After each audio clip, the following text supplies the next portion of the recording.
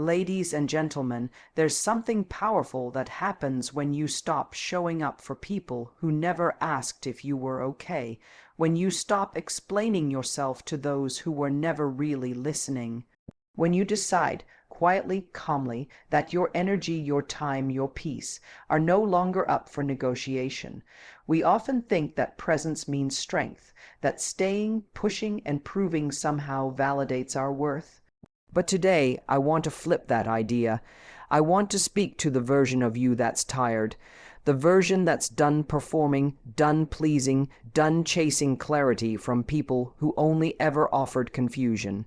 Because sometimes the loudest message you'll ever send is your absence. Let's talk about why walking away isn't weakness, it's wisdom, and why your silence might just be the strongest thing you ever say. We live in a world where people are quick to talk. They talk about what they are going to do, they make promises, they post plans, they tweet intentions, but the reality is talking about change and actually changing are two completely different things. Words might make people notice you for a moment, but results make them respect you long term. When you let results speak for you, you're shifting the energy from needing to prove something to becoming something. You no longer rely on validation to feel like you're enough.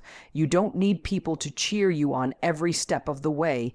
You move in silence, not because you're hiding, but because you're focused. And the most focused people don't spend their energy announcing their transformation. They live it. There's something deeply powerful about making progress while the world assumes you're stuck. When people expect you to be bitter, broken, or burned out, and instead you're building quietly, steadily, it throws them off. But it's not about revenge, it's about recentering. It's about stepping so fully into your potential that the past no longer fits into your future. This is especially true after hurt, after heartbreak. After being left behind, there's often this urge to show the world you're okay, to post about your healing, to quote your growth, to throw indirect messages that say, "I'm over it." But healing isn't loud. Growth doesn't need a stage, and if you really are over it, you won't be trying to prove that to anyone. The more healed you are, the less you need anyone to see it, because your peace is the proof. That's the power of results. They don't require announcement. They're undeniable. You don't need to tell someone you've moved on. Your energy will show it. You don't need to say you're doing better. Your habits, your choices, your glow will reveal it. People notice when something in you has shifted, when you're no longer chasing the same chaos, when your silence feels stronger than your presence used to. It's easy to talk about going to the gym. It's another thing to build the discipline of showing up every day, even when no one is watching. It's easy to say you've outgrown someone. It's another thing to walk away quietly and never look back. It's easy to say you're working on yourself, but the real test is who you become in private, the parts of you that no one claps for, but that you know are changing everything. There's an undeniable calm that comes when you stop performing for the outside world and just do the work. You become less reactive, less attached to people's opinions, less consumed with being understood. And in that space, your energy shifts, your circle changes, your conversations deepen, and your life, slowly and silently, begins to reflect a version of you that doesn't need to be explained. Because when you focus on results, you're not chasing approval. You're chasing alignment. You're aligning with who you were meant to be all along, the kind of person who doesn't need applause to stay consistent, the kind of person who doesn't let noise interfere with discipline, and the kind of person who isn't fueled by proving others wrong, but by finally being right with yourself. It's not about becoming cold, it's about becoming clear, clear about what matters, clear about what deserves your energy, clear about what you're no longer available for. That clarity will become visible to everyone around you, not because you talk about it, but because your entire life begins to show it. In time, the very people who doubted you will wonder how you did it, how you became so grounded, so confident, so stable, and they'll scroll back, trying to figure out when the shift happened, but they won't find the moment because it wasn't broadcasted. It was done quietly behind closed doors on hard mornings in lonely hours through quiet decisions that no one saw, and that's the beauty of it. When the results show up, they don't just speak louder than words. They silence them. There's no room for questions, explanations, or debates. There's just the reality of who you are now, and that will always speak for itself. One of the hardest things to accept in life is that sometimes closure doesn't come. The conversation you thought you'd have never happens. The apology you waited for doesn't arrive. The explanation you believed you deserved is replaced by silence. And the truth is, some people leave loose ends behind because they never planned to stay and tie them up. There's a part of us that holds on, not to the person, but to the idea that there will be a final moment that makes it all make sense. A final message, a moment of clarity, some form of justice or recognition that validates how we felt. And so we wait, or worse, we go back, hoping the next conversation will bring peace, hoping the next encounter will offer something more honest than the last, but often the desire for closure isn't about healing. It's about control. It's the part of us that wants to neatly wrap a story that ended in chaos. We want to be the editor of someone else's exit. We want to rewrite the moment they left and make it cleaner, kinder, more complete. But healing doesn't come from fixing the ending. It comes from beginning something new. The truth is, closure isn't given. It's created. It's not something they owe you. It's something you give to yourself. You don't need someone to tell you why they walked away. You don't need them to acknowledge the damage they did, and you certainly don't need their permission to move forward. What you need is to choose yourself, even when they didn't. You may never hear, "I'm sorry." You may never know why they changed. You may never understand how they could move on so quickly, or why they treated you like you didn't matter. But you can still decide that none of that gets to define you. You can still decide that someone's inability to value you doesn't reflect your worth. Creating a new chapter means you stop replaying the old one. It means you stop obsessing over what should have been said or done. It means you stop rehearsing the confrontation you'll never have. It's accepting that you won't always get answers, but you can still have peace. That peace comes when you realize the story was never about them. It was about you, your growth, your strength, your becoming. Sometimes the lesson isn't in understanding them, it's in understanding yourself.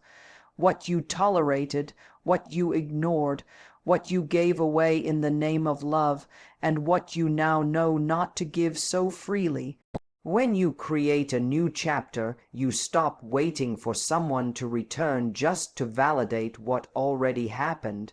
You write the next part of your life from a place of truth, not bitterness, not resentment, but clarity, the clarity that comes when you realize not every ending deserves your energy, and not every loss is truly a loss.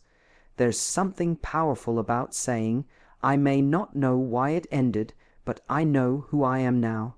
That shift when your focus moves from them to you is where your comeback begins. It's not a moment of revenge or vindication. It's a quiet decision to choose healing over answers, to choose forward over closure.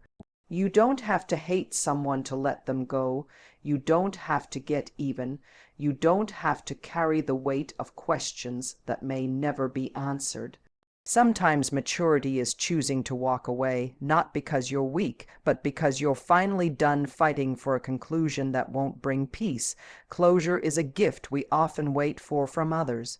But the most important kind is the one we give ourselves when we decide that the story no longer serves us, when we stop rereading old chapters hoping the ending will change, when we realize that the most powerful thing we can do is to turn the page. So, if you're stuck waiting for something that isn't coming, maybe that's your sign not to chase, not to plead, but to begin to write something new, not because the past didn't matter, but because your future matters more. That's not weakness, that's strength. That's you becoming the author of your life again. There's a moment in everyone's life when they realize that presence isn't always power. Sometimes it's the absence that speaks the loudest. The decision to step back, to no longer explain, to no longer chase, to no longer be available for the things that once consumed you. It's not a disappearance, it's a declaration. Your absence is not silence. It's not avoidance, it's not weakness, it's the quiet roar of self-respect. It's the space you create when you finally decide that your energy is too valuable to be spent proving your worth to people who never saw it in the first place. We've been taught that being present is a way to fix things, that if we just stay, keep trying, keep talking, keep showing up eventually, things will change. But there's something they don't teach us enough. Sometimes walking away is the change. Sometimes removing yourself is the only way to reset the balance. When you stop texting first, when you stop over-explaining, when you stop fighting to be understood by someone who has already made up their mind, you reclaim your power. Not because they noticed your absence, but because you finally noticed your own presence. You noticed the parts of yourself that were bending, shrinking, breaking just to stay in places that didn't value you. People often confuse silence with defeat. They think that if you're not reacting, you're not feeling. But silence is not a lack of emotion. It's the control of it. It's the ability to sit with your hurt and still not hand over your dignity. It's choosing your peace over your need to be heard by someone who was never really listening. There's a strength in stepping back and letting the void do the work, because eventually people start to feel the absence of what they took for granted. They realize that the comfort of your consistency, your kindness, your understanding, it wasn't guaranteed. It was a gift and it had limits, but here's the truth. Your absence is not a strategy to get them to come back. It's not a game. It's not manipulation. It's maturity. It's boundaries. It's understanding that energy can't be wasted trying to keep doors open that were never meant for you in the first place. It's okay to stop showing up for people who never checked if you arrived. It's okay to stop fighting for conversations that always end with you feeling small. It's okay to walk away from love that demanded you become less in order to be enough. Your absence says, I see my worth now, even if you don't. The irony is when you go quiet, when you stop making noise in places where you used to beg for connection, the silence becomes louder than anything you ever said. It makes people uncomfortable, not because you disappeared, but because they have to sit with what they did or didn't do to cause your absence. Sometimes your presence became their permission, permission to disrespect you, to use you to keep you on standby, and your absence removes that permission. It creates space, not just between you and them, but space for you to grow without the weight of their indifference. Your absence is not a punishment. It's protection. It's what happens when you choose yourself in a world that constantly tells you to choose others first. It's the line between self-sacrifice and self-respect, and in that space, when you are no longer trying to be heard, you start to hear yourself more clearly. Your needs, your truth, your values, and slowly, you stop needing the apology. You stop needing the attention. You stop needing them to notice. Because the only person who truly needed to notice was you. You were always worthy, you were always enough. You just had to step away from the noise long enough to remember it. So if you've been showing up for everyone but yourself, if you've been speaking into silence, giving without return, hoping someone would finally see your worth, this is your moment, not to scream, not to argue, not to beg, but to quietly step back, because your absence isn't about making them miss you. It's about making room for you to find you again. For the version of you that no longer begs for space but creates it, the version that doesn't just survive the silence, but grows in it, and when you do, you won't need closure, applause, or recognition. You'll just need peace, and trust me, peace will find you the moment you stop looking for it in places that never had it to begin with. Thank you.